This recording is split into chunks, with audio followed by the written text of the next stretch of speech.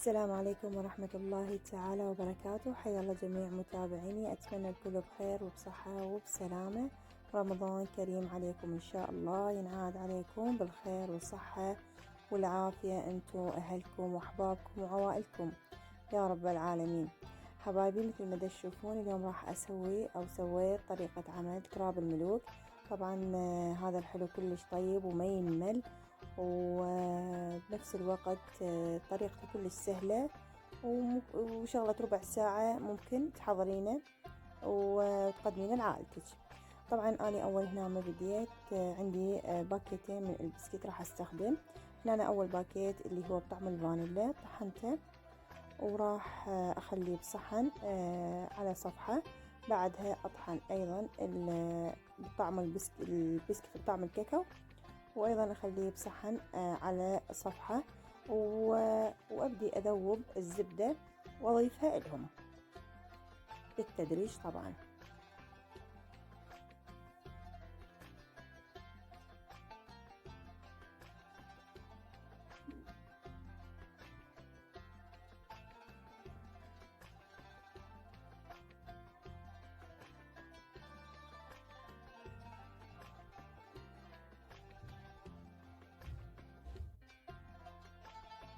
هنا أنا بديت أذوب بالزبدة طبعا. راح أضيف تقريبا ذوبت نصف قالب ما يقارب 50 غرام من الزبدة، وراح أضيفها للبسكت المطحون، وأبدي أخلط فيها لحد ما تصير عندي البسكت يتكرمل، أو يمكن يعني يلم بإيدي بصورة سريعة بهذا الشكل.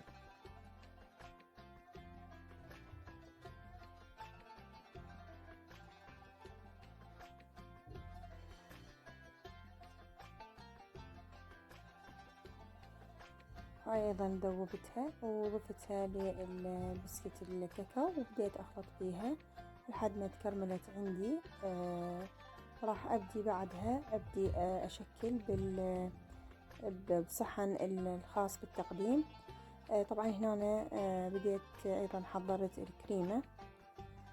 هنا أنا كوب من الكريمة، نفس الكوب اللي راح تخلين بالكريمة لازم تضيفين بالحليب. هنا أنا كوب من الكريمة أضفت عليه 3/4 نفس الكوب حليب سائل، وخلطتهم ما يقارب 7 دقائق، وصارت عندي كريمة بهذا القوام. هنا أنا بعد ما حضرت الكريمة والبسكوت راح أبدي أرتب بيهم أو أرتب الطبقات بالصحن الخاص بالتقديم. مثل ما تشوفون هنا أنا راح أبدي أخذ ملعقة من البسكوت الكاكاو وأرصها زين بالصحن، وأيضا أخذ ملعقة كبيرة من الكريمة وأبدي أرتبها أو يعني أساويها على سطح الصحن بهذا الشكل. طبعا شلون راح تبدين؟ شوفوا طريقتي من المنتصف للجوانب حتى ما تشيل البسكت، لأن الكريمة كلش تخينة ويشيل وياها البسكت بهذه الطريقة. شوفوني طبعا، وكل ما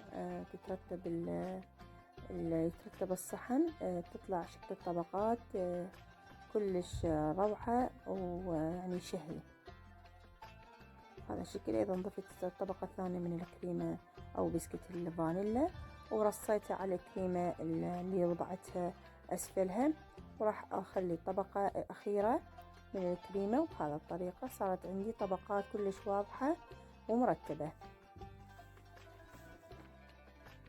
راح أزينهم بقليل من البسكوت، نفس البسكوت اللي طحناه.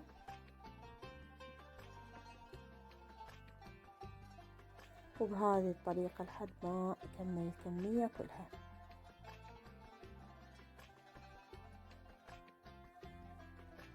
أتمنى يا رب طريقتنا تعجبكم، ما تنسونا باللايك والاشتراك، مشاركة الفيديو مع أهلكم وأصدقائكم.